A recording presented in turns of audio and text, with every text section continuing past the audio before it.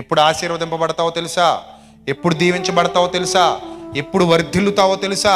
ఎప్పుడు హెచ్చైన స్థితిలోనికి ఎదుగుతావో తెలుసా? ఇక్కడ మార్చుకో, మొత్తం మారిపోద్ది. అర్థమైందా? ఫీజు కొట్టేసింది, మనం బల్బు రిపేర్ చేస్తున్నాం, పని అవుద్దా? ఏమా, ఫీజు కొట్టేస్తే బల్బు ఇప్పుతావా? ఫీజు కొట్టేస్తే బల్బు ఇప్పుతావా నువ్వు? మరి ఏం చేయాలి ఇప్పుడు?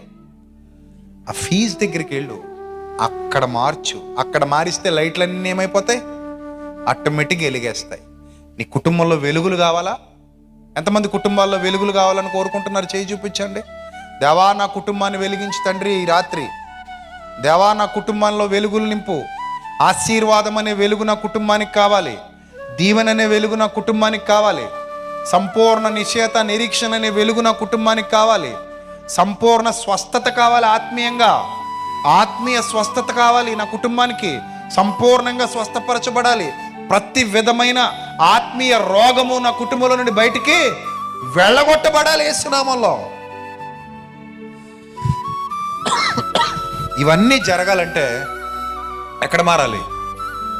ఎక్కడ మారాలి? ఇక్కడ మారాలి. ఇక్కడ మారితే అన్నీ మారుతాయి. నేను మాటిస్తున్నాను, ఈ రాత్రి మీ జీవితంలో గొప్ప కార్యాలు దేవుడు జరిగిస్తాడు.